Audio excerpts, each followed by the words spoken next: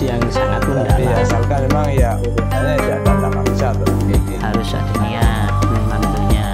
Kemudian yang kedua Harus rambut dipotong. Nah, berarti ada sesuatu yang dirusak.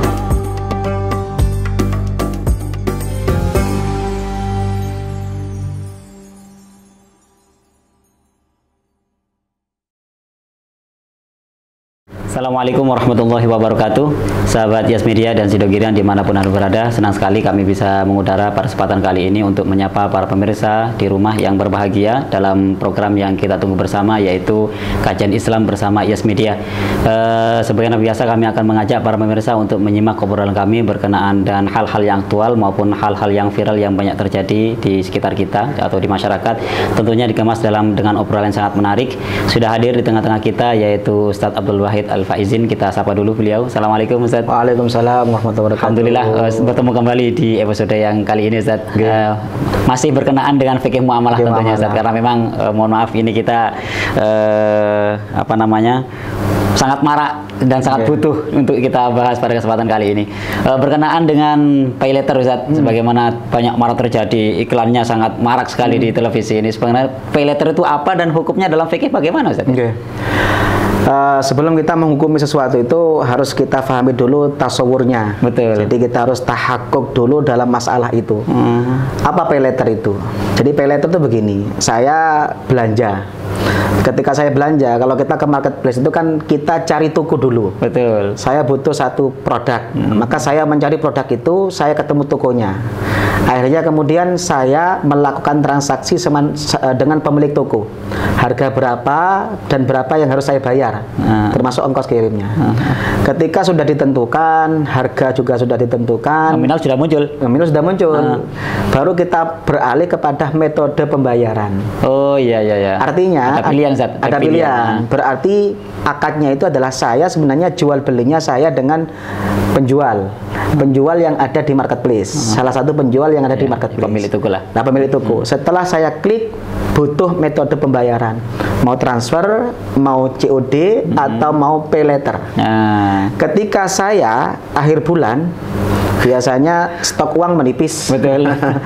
Buka dompet berbes mili, ke ATM minta maaf.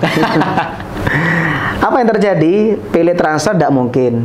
Iya. Kemudian COD juga nggak mungkin, dompet berbes mili. Ya, karena was-was ya. Was-was. Maka pilihan yang ketiga yang diambil apa? Pay letter. Ketika saya klik pay letter, itu berarti saya mengajukan hutang kepada pemilik aplikasi. Jadi bukan hutang ke penjual, karena itu pemilik toko bukan saja. Betul, karena nggak ada kaitannya dengan penjual toko. Penjual toko itu saya jual sekian. Padahal untuk pay letter ini kaitannya dengan pihak ketiga. Dengan pihak ketiga, betul. Ini yang harus difahami. Karena kalau nggak difahami ini nanti akan ada kekeliruan. Ya, karena termasuk bayangan saya, kira-kira saya ini kayak hutang ke yang punya toko itu. Tidak ada kaitannya, karena toko itu hanya menjual. Dia pokok saya jual sekian, uang dapat sekian. Nah, ketika saya mengajukan pay letter, maka saya sebenarnya mengajukan hutang kepada pihak ketiga, kepada pihak pemilik aplikasi yang menyediakan pinjaman. Ketika saya klik pay letter, maka akan muncul syarat dan ketentuan berlaku. Salah satu syaratnya adalah ada yang namanya tambahan, ada yang namanya bunga, ada yang namanya denda ketika terlambat, itu hitungannya per hari. Saya punya teman bahkan pernah ngitung bunganya pay letter itu ngeri.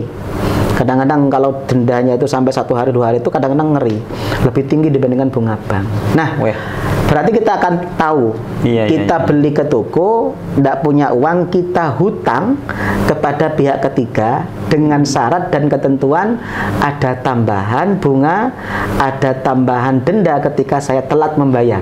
Jadi logikanya sebelum kita beli barang ini kita harus pembiayaan dulu saja. Betul sekali. Betul sekali. Karena nanti kaitannya ketika saya tidak bisa bayar, tidak ada kaitannya dengan penjual. Penjual dapat uang. Oh, sudah dibayarkan oleh pihak ketiga tadi. Makanya kalau kita telat bayar pay letternya, penjual sudah dapat uang. Karena kaitannya saya dengan penjual, saya beli barang, dia dapat uang. Ketika saya nggak punya uang, saya pinjamnya ke pihak ketiga. Nah, inilah yang masuk kategori kata Ibnu Mundir dalam kitab Al-Mughni. Dikatakan Ibnu Mundir mengatakan ajma'u ala annal muslif idza syarata 'alal mustaslif ziyadatan aw hadiyatan fa aslafa 'ala dzalik anna akhdha ziyada 'ala dzalika riba. Ulama ijma sepakat orang yang menghutangi ketika dia menghutangkan uangnya kepada orang lain dengan syarat ada tambahan atau ada hadiah, maka itu termasuk riba yang diharamkan. Itulah yang masuk kategori kalau dalam hadis itu adalah kullu qardin jarra naf'an fahuwa wajhun min wujuhir riba. Setiap hutang piutang yang di dalamnya ada syarat manfaat yang kembali kepada orang yang menghutangi, maka itu tergolong salah satu bentuk dari riba. Makanya kalau lihat dari sini ya riba. Makanya MUI Jatim itu sudah membuat fatwa tentang pay letter itu hukumnya haram karena riba. Ada yang tanya sama saya, apa bedanya dengan jual kredit, beli kredit? Bukankah dalam Islam itu boleh jual beli kredit? Masalahnya adalah kita kan tidak bisa ngubah sistem. Betul. Sistem yang ada itu adalah kita bukan kredit kepada penjual. Betul, kepada pihak ketiga. Beda dengan saya jual beli ke jenengan. Saya memang sengaja mengkreditkan. Jadi kan Bapak punya HP, jangan bilang, Ustadz, HP ini Ustadz, kalau kredit 1 bulan 1.100.000, kalau 2 bulan 1.200.000, kalau 3 bulan 1.300.000, kalau 5 bulan 1.500.000. Saya ambil yang 5 bulan 1.500.000 boleh, karena saya beli ke jenengan dengan menggunakan sistem pembayaran kredit. Itu namanya BU taksid. Diperbolehkan karena saya kriterianya saya berkaitan dengan penjual. Ini kan enggak. Saya menjual, saya membeli kepada penjual, selesai. Dia akan dapat uang setelah jualan. Perkara saya tidak punya uang itu kaitannya saya dengan pihak ketiga, murni hutang ke pihak ketiga. Dengan syarat ada tambahan dan ada denda ketika terlambat. Inilah letak haram dan ribanya. Jadi tambahannya ini meskipun berupa hadiah apapun bahasanya tetap haram saja. Karena memang menjadi syarat dan ketentuan tadi. Betul. Makanya ulama yang sepakat bahwasanya hadiah itu adalah haram adalah syarat hadiah yang disyaratkan. Dan itu tidak harus syarat, bisa manfaat. Makanya saya sering mengabarkan kullu qardin jarra naf'an itu adalah apapun manfaat yang kembali kepada orang yang menghutangi. Kalau itu disyaratkan haram. Saya ngutangkan ke jenengan dengan syarat jenengan mijeti saya 1 jam. Itu kalau disyaratkan manfaat, maka mijet itu riba. Kecuali saya mijet jenengan secara sukarela. Hutang nggak ada, saya nggak mensyaratkan. Tidak ada kaitannya. Ya, terus jenengan karena merasa saya punya hutang, kemudian saya dipijeti, tidak masalah. Yang haram ulama sepakat haram itu adalah kalau orang yang menghutangkan disyaratkan dalam akad ada manfaat, ada tambahan, dan itu terjadi di pay letter. Kenapa? Karena sebelum lanjut kita harus mengklik syarat dan ketentuan yang berlaku. Sebelum kita bahas yang ini ada pertanyaan berkenaan dengan itu. Kalau memang tidak disyaratkan, kira-kira pihak ketiga juga cari untung, Ustaz? Pasti. Nah, kira-kira mohon maaf ini kalau kita berada di posisi di pihak ketiga misalkan saat ini, kalau tidak seperti itu untungnya dari mana gitu? Pasti. Kenapa kok ada pay letter? Pay letter itu adalah perusahaan itu ingin dapat keuntungan dari menghutangkan uang. Ya sama dengan hutang piutang, ya sama dengan rentenir itu. Kenapa kok ada rentenir? Rente itu kan keuntungan karena dia ingin dapat keuntungan dari menghutangkan uang, dan itu disyaratkan. Nah, kalau itu menjadi syarat, itu yang kata Ibnu Mundir, ulama sepakat haram kalau itu disyaratkan oleh orang yang menghutangi. Gitu. Berkenaan dengan ini karena memang itu berkaitan dengan pihak ketiga, dan pihak ketiga itu tentu di situ ada syarat dan ketentuan berlaku, dan itu berkenaan dengan hukum haram tadi karena mengandung riba, Ustaz, ya, karena sudah disyaratkan, Ustaz. Lantas menyikapi hal ini, Ustaz, karena memang fenomenanya sudah terjadi ini, Ustaz, ya, fenomena terjadi itu kan kemudian tidak bisa kemudian sesuatu yang biasa kita jadikan pembenaran. Artinya ya sudah, kalau nggak punya uang ya jangan mimpi hutang. Lebih baik kita itu makan tempe, setelah makan bisa gelegean keringetan, dibandingkan makan sate, setelah makan sate mikir utang. Jadi kalau mama kita bisa transfer, itu analoginya seperti itu.